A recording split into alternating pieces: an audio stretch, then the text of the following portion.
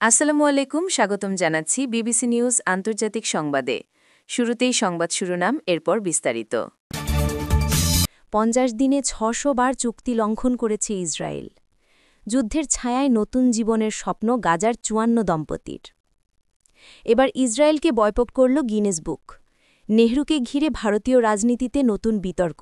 দর্শক, এতক্ষণ শুনছিলেন সংবাদ শিরোনাম। এখন বিস্তারিত। আপনি যদি ইসরায়েলের ধ্বংস চান এবং মুসলিমদের পাশে থাকেন, তাহলে ভিডিওতে লাইক করে চ্যানেলটি অবশ্যই সাবস্ক্রাইব করে দিবেন এবং আপনার মূল্যবান মতামত অবশ্যই কমেন্টে লিখে জানিয়ে দিবেন। এখন বিস্তারিত। 50 দিনে 600 বার চুক্তি লঙ্ঘন করেছে ইসরায়েল। নামেই যুদ্ধবিরতি চলছে গাজায়। ইসরায়েলের নির্বিচার হামলা বন্ধে গত 10 অক্টোবর যুদ্ধবিরতি ঘোষণা করা হয়, তবে সেটি শুধু কাগজে কলমেই। ব্রিটিশ গণমাধ্যম বিবিসি জানিয়েছে, ফিলিস্তিনের গাজা উপত্যকায় যুদ্ধবিরতি ঘোষণার পর 1 মাসের কম সময়ের মধ্যে নিজেদের নিয়ন্ত্রণাধীন এলাকায় 1,500-এর বেশি ভবন ধ্বংস করেছে ইসরায়েলি প্রতিরক্ষা বাহিনী আইডিএফ। কাতার ভিত্তিক গণমাধ্যম আল জাজিরা জানিয়েছে, 10 অক্টোবর থেকে 2 ডিসেম্বর পর্যন্ত 50 দিনে গাজায় প্রায় 600 বার হামলা চালিয়েছে দখলদারদের বাহিনী। এ সময় মারা গেছেন 357 ফিলিস্তিনি, ধ্বংস হয়েছে হাজারো বাসস্থান। গাজা সরকারের মিডিয়া অফিসের প্রতিবেদনের বরাতে আল জাজিরা জানিয়েছে, এই কয়েক সপ্তাহে 591 বার যুদ্ধবিরতি লঙ্ঘন করেছে ইসরায়েল। এসব লঙ্ঘন হয়েছে বিমান, আর্টিলারি হামলা এবং সরাসরি গুলিবর্ষণের মাধ্যমে।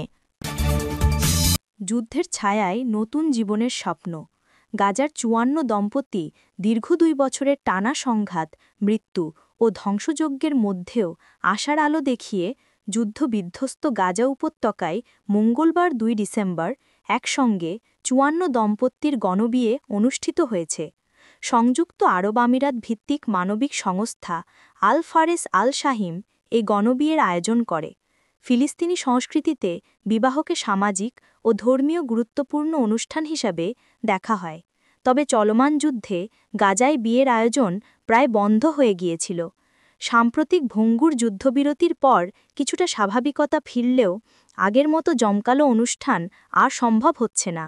ঘটনাস্থলে দেখা গেছে, ধ্বংসস্তূপের পাশে ফিলিস্তিনি ঐতিহ্যবাহী পোশাক পরিহিত নবধী ইমান হাসান লাওয়া এবং স্যুট পরা হিকমত লাওয়া সহ অন্যান্য নবদম্পতিরা এই অনুষ্ঠান উপভোগ করছেন। 27 বছর বয়সী হিকমত লাওয়া বলেন, সবকিছু সত্ত্বেও আমরা নতুন জীবন শুরু করছি। আল্লাহ চাইলে এ যুদ্ধের এখানেই ইতি ঘটবে। উপত্যকার মানুষজন ফিলিস্তিনি পতাকা উড়িয়ে নবদম্পতিদের শুভেচ্ছা জানাচ্ছিলেন, তবে চলমান মানবিক সংকটের কারণে উৎসবের আনন্দ আংশিকভাবে ম্লান হয়ে যাচ্ছিল। উপত্যকার প্রায় 2 লাখ বাসিন্দার মধ্যে অনেকেই বাস্তুচ্যুত। এবার ইসরায়েলকে বয়কট করল গিনেস বুক। ইহুদিবাদী ইসরায়েলের রেকর্ড নিবন্ধনের আবেদনগুলো আর পর্যালোচনা করবে না বলে জানিয়েছে গিনেস বুক কর্তৃপক্ষ। সম্প্রতি এক ঘোষণায় এমনটাই বলেছে গিনেস ওয়ার্ল্ড রেকর্ডস প্রতিষ্ঠান। প্রতিষ্ঠানটি ইহুদিবাদী ইসরায়েল থেকে একটি নতুন রেকর্ড নিবন্ধনের আবেদন পাওয়ার পর জানিয়েছে, তারা বর্তমানে ইসরায়েলের পক্ষ থেকে পাঠানো কোনো আবেদন পর্যালোচনা করছে না। জানিয়েছে, কিডনি দানকে উৎসাহ দানকারী একটি ইসরায়েলি প্রতিষ্ঠান গিনেস রেকর্ডসে একটি আবেদন জমা দেওয়ার পর তারা জানায় যে এই আবেদনটি তারা পর্যালোচনা করবে না। সম্প্রতি দখলকৃত ফিলিস্তিনি ভূখণ্ডে কিডনি দাতাদের সংখ্যার ভিত্তিতে এই প্রতিষ্ঠানের কাছে একটি রেকর্ড নিবন্ধনের অনুরোধ করা হয়েছিল। গিনেস ওই সংগঠনের আবেদনের জবাবে একটি চিঠি পাঠায়। তাতে বলা হয়েছে, আমরা বর্তমানে ইসরায়েল থেকে রেকর্ড নিবন্ধনের আবেদনগুলো পর্যালোচনা করছি না। ইসরায়েলি চ্যানেল N12-এর প্রতিবেদন অনুযায়ী গিনেসের এই সিদ্ধান্ত দখলকৃত ফিলিস্তিনি ভূখণ্ড, পশ্চিম তীর ও গাজাকেও প্রভাবিত করছে। নেহেরুকে ঘিরে ভারতীয় রাজনীতিতে নতুন বিতর্ক। ভারতের রাজনৈতিক অঙ্গনে আবারও উত্তাপ ছড়িয়েছে। দেশটির প্রতিরক্ষামন্ত্রী রাজনাথ সিং প্রয়াত প্রধানমন্ত্রী জওহরলাল নেহেরুকে ঘিরে বেশ কয়েকটি স্পর্শকাতর দাবি তুলেছেন। এসব মন্তব্যে রাজনৈতিক অঙ্গন থেকে শুরু করে ইতিহাসবিদদের মধ্যেও নতুন আলোচনা শুরু হয়েছে। রাজনাথ সিং গুজরাটের ভাদোদরার কাছে সাধলি গ্রামে এক অনুষ্ঠানে বক্তব্য দিতে গিয়ে এসব কথা বলেন। অনুষ্ঠানের উদ্দেশ্য ছিল সর্দার বল্লভভাই প্যাটেলের জন্মজয়ন্তী উপলক্ষে আয়োজিত ঐক্যযাত্রা। রাজনাথ সিং বলেন, নেহেরু সরকারি তহবিল দিয়ে অযোধ্যায় বাবরি মসজিদ নির্মাণ করতে চেয়েছিলেন।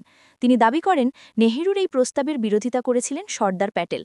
রাজনাথের বক্তব্যে বিষয়টি নতুন করে আলোচনায় এসেছে, কারণ বাবরি মসজিদ বিষয়টি দীর্ঘদিন ধরে ভারতীয় রাজনীতিতে অন্যতম সংবেদনশীল বিতর্ক হিসেবে রয়েছে। সিং দাবি করেন, প্যাটেল সরকারি অর্থে ধর্মীয় স্থাপনা নির্মাণে কখনোই সম্মতি দেননি।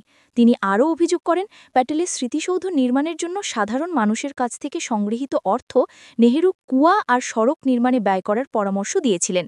রাজনাথ সিং বলেন, এসব কাজ সরকারের দায়িত্ব।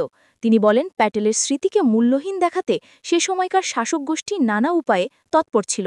রাজনাথ সিং তার বক্তব্যে প্যাটেলকে উদার ও ধর্মনিরপেক্ষ ব্যক্তি হিসেবে তুলে ধরেন। তিনি বলেন, প্যাটেলের তোষণের রাজনীতিতে বিশ্বাস করতেন না। নেহেরুর সঙ্গে মতবিরোধ থাকা সত্ত্বেও তিনি দেশ গঠনে নিজের ভূমিকা রেখেছিলেন। তিনি দাবি করেন, প্যাটেল চাইলে প্রধানমন্ত্রী হতে পারতেন, কিন্তু তিনি গান্ধীর অনুরোধে নিজের মনোনয়ন প্রত্যাহার করেছিলেন। তিনি বলেন, ১৯৪৬ সালে কংগ্রেস সভাপতি নির্বাচনে বেশিরভাগ প্রাদেশিক কমিটি প্যাটেলের নাম প্রস্তাব করেছিল, কিন্তু গান্ধী তাকে নেহেরুকে সমর্থন করতে বলেন। প্যাটেল তা মেনে নেন।